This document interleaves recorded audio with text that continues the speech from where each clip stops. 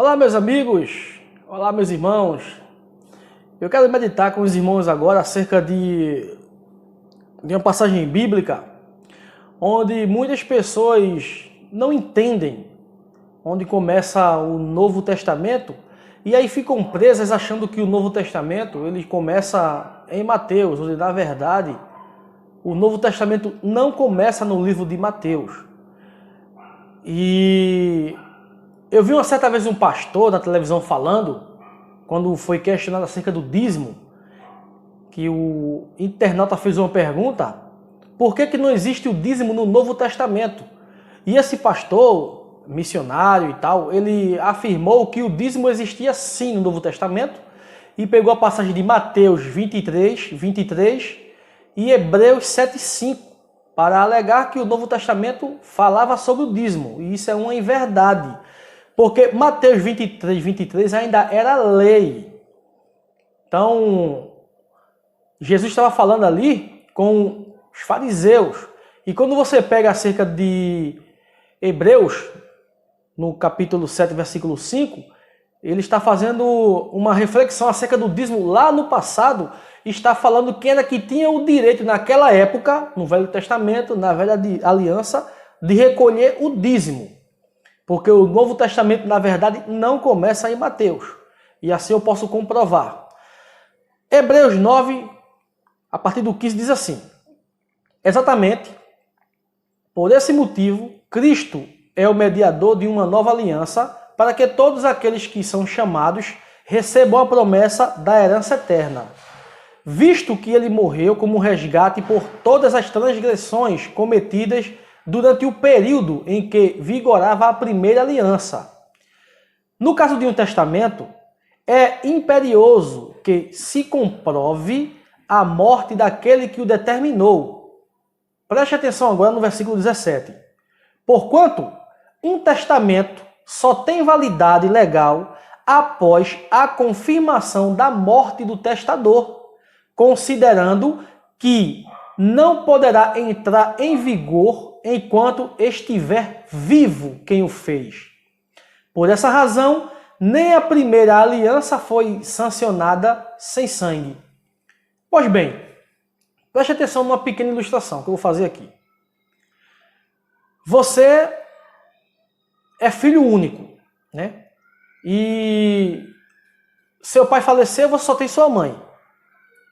Aí a pergunta que eu lhe faço é: como filho único, você é herdeiro de todos os bens que a sua mãe possui. A pergunta que eu te faço é: você pode ser herdeiro da sua mãe ainda em vida? É óbvio que não. Você vai ser herdeiro quando a sua mãe vier a óbito. Mas enquanto a sua mãe estiver com vida, você ainda não é herdeiro de seus bens. Agora, a partir do momento que a sua mãe falecer, aí sim, você passa a herdar tudo aquilo que pertencia à sua mãe, agora pertence a você, porque a sua mãe já não existe mais. Ok. Por que Mateus não é Novo Testamento? Porque Jesus ainda estava cumprindo a lei. Jesus ainda não havia derramado sangue.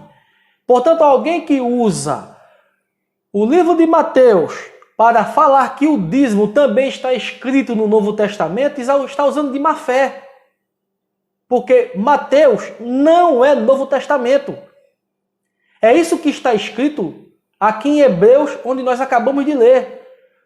Porquanto, versículo 17, porquanto um testamento só tem validade legal após a confirmação da morte do testador, considerando que não poderá entrar em pleno vigor enquanto estiver vivo quem o fez.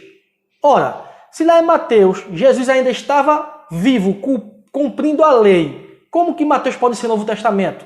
Se Jesus ainda não havia derramado sangue, é isso que o texto está falando. Se Jesus não havia derramado sangue, como Mateus pode ser Novo Testamento? O Novo Testamento, na verdade, começa em Atos. Quando passa o livro de Mateus, Marcos, Lucas e João, que Jesus derrama o seu sangue, aí sim, de Atos em diante é que começa o Novo Testamento. É simples. Aí a pergunta que eu te faço é: Por que que os líderes religiosos não costumam ler essa passagem nas supostas igrejas evangélicas, nas igrejas cristãs?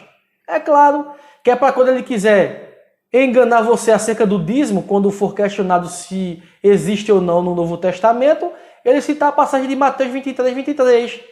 E aí pega a passagem também de Hebreus 7:5 para distorcer e afirmar que o dízimo está no Novo Testamento. E na verdade, não tem base bíblica no Novo Testamento para o dízimo. Não tem. Isso é você usar de má fé para enganar as pessoas. A Bíblia não fala. Você vê que Paulo passou por várias igrejas. Éfeso, Coríntio, várias e várias igrejas. Tem as 7 igrejas da Ásia. E você não vê em momento algum falando acerca de dízimo nessas igrejas. Ah, Leandro, mas lá em 2 Coríntios 9 tem. Cada um contribua segundo propôs no seu coração. E desde quando contribuir cada um segundo propôs no seu coração é dízimo? Paulo está falando de oferta para os pobres. É só ler os versículos seguintes. Cada um contribua segundo propôs no seu coração, não com tristeza ou por vanglória, porque o Senhor ama o que dá com alegria. Leia mais adiante que você vai ver para que servir essas ofertas. Espalhou e deu aos pobres, e a sua justiça permanece para sempre. Então Paulo está falando de coleta para os pobres, e não para encher o bolso de líder religioso. É simples. Então, meu amigo, quando você for questionado de que o dízimo está também no Novo Testamento, não coma essa pala, não coma esse funk. Isso é mentira, isso é ilusão. Não existe dízimo no Novo Testamento. Isso é mentira. Porque o Novo Testamento não começa em Mateus, porque ali Jesus ainda estava cumprindo a lei. Como que o Novo Testamento começa em Mateus se ainda não tinha acontecido o derramamento de sangue?